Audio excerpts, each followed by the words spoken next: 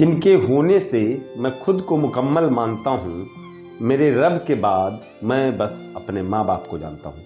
Hello दोस्तों, नमस्कार, स्वागत है आपका अपने यूट्यूब चैनल अरविंद गुरुजी एजुकेशन में। एक बार बहुत भाग दौड़ के बाद एक युवा का बुलावा एक ऑफिस से आया इंटरव्यू के लिए। अब वो अपने घर से तैयार होकर जल्दी निकलने की कोशिश कर रहा था, तभी जैसे बाथरूम से निकला, पिताजी ने जोर से कहा, नवाब साहब, नल बंद कर दिया है कि नहीं।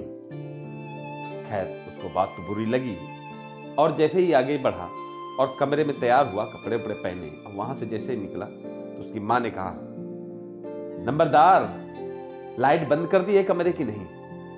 अब ये सब बातें उसको बहुत चुभ रही थी कि रोज रोज की ये छिटाकसी, रोज रोज के टोकना, ये उसको बिल्कुल अच्छा नहीं लग रहा था। और रास्ते में जाते हुए अपने घर से जब रास्ता में जा रहा था ऑफिस के लिए, वो सब यही सोच रहा था कि अगर आज मैं इस इंटरव्यू में सफल हो गया तो मैं यही शहर में बस जाऊंगा और ये माँ बाप की ये छीटाकसी है, रोज का टोकना है, इससे मुक्ति मिल जाए। और ये सोचते सोचते वो ऑफिस में पहुंच गया। जैसे ही ऑफिस में पहुंचा, उसने देखा वहां तो पहले से बड़ी लंबी भीड़ थी। खैर, अब वो भी जाके उसी बेंच पे बैठ गया जहां बाकी लोग इंतजार कर रहे थे।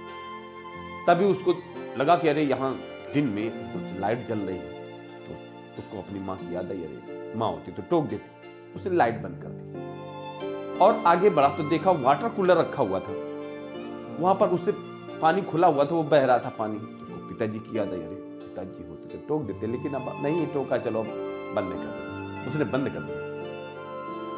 अब वहां पर एक नोटिस चस्पा थी, उसमें लिखा हुआ था कि इंटरव्यू ऊपरी मंजिल पे होगा, फर्स्ट फ्लोर पे। वो वहां से चल के जब जा रहा था तो जीने में लाइट जल रही थी। अब आदतन, क्योंकि माँ बाप रोज टोक टोक के उसको सिखा रहे थे, तो अब वो लाइट उसने बंद कर दी।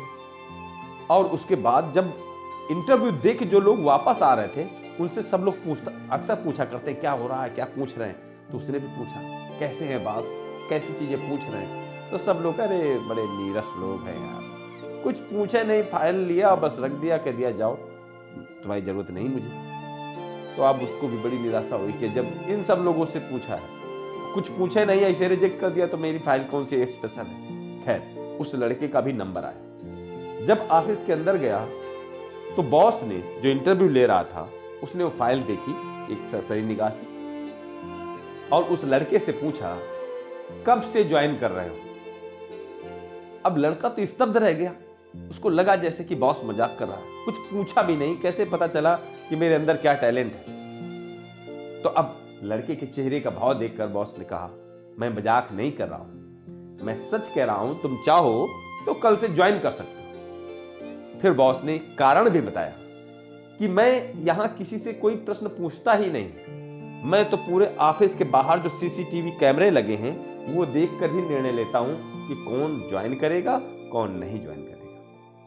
तुम वहां से आए, तुमने लाइट बंद करी, पंखा बंद कर दिया, वाटर कूलर का पानी बंद किया, ये चीजें तुम्हें ही क्यों दिखी, बाकी इन लोगों को क्यों नहीं दिखी। जो आदमी आत्म अनुशासित नहीं रह सकता, वो जीवन के किसी भी फील्ड में सफल नहीं हो सकता। उसके पास चाहे जितनी हायर डिग्रियां हो, चाहे जितना वो किताबी जानकारी रखता हो, लेकिन वो सफल नहीं हो सकता।